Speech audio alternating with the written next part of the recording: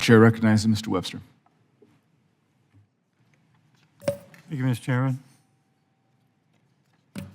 Mr. Secretary, if we continue on with what Mr. Massey was talking about with the JetBlue-Spirit merger, in March, my colleagues in Florida, all of my colleagues in Florida, and I sent you a letter and to the Attorney General urging you to approve JetBlue-Spirit merger. Since that time, you've made some public statements that have been complimentary towards DOJ and their challenge. In Florida, JetBlue is legally binding, has made some commitments to the Florida Attorney General to grow flights of this combined airline for 50% throughout our state.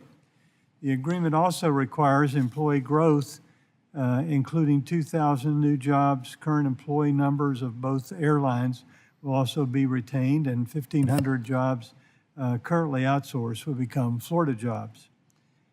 I just say, please be mindful that the state with the most overlap of the two carriers is overwhelmingly supportive of the agreement of the merger.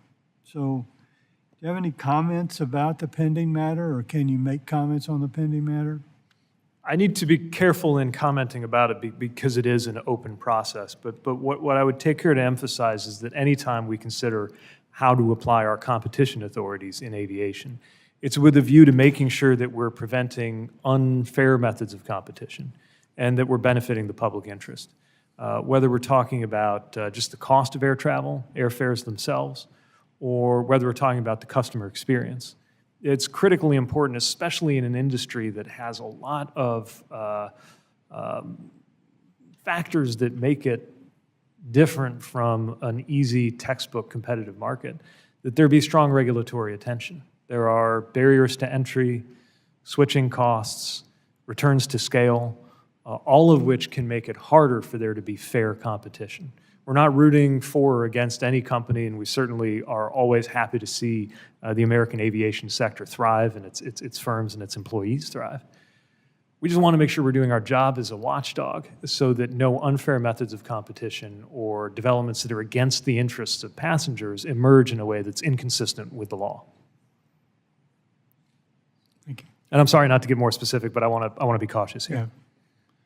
So, turning to the current discretionary process for the IIJA, it's extremely time-consuming and costly to states, at least from the state of Florida's perspective. Even if a state was awarded, the agreement with US DOT would take over a year and sometimes up to 18 months.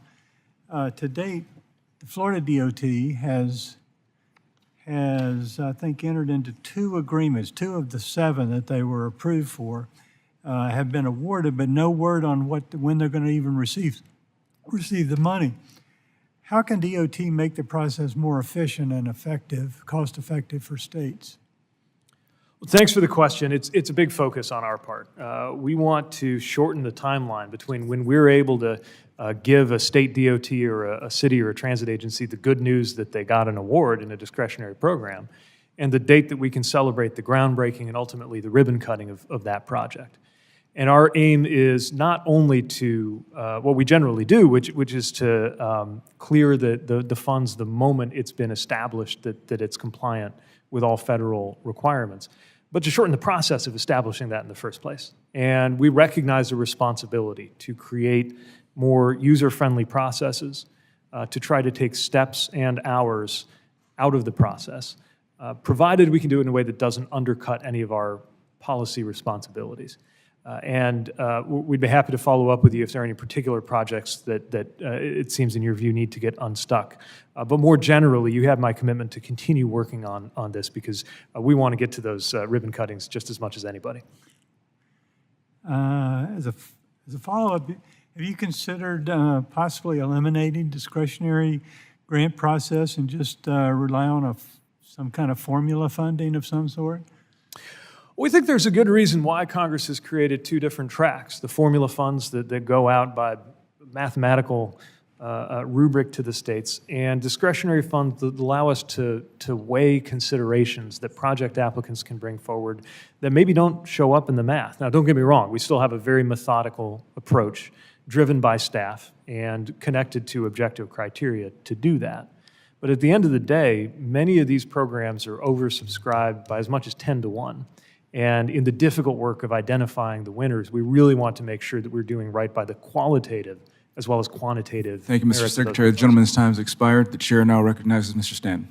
Thank you very much, Chairman. Mr. Secretary, thank you, and thank you for your leadership in making sure the historic investments under the bipartisan infrastructure law reach communities across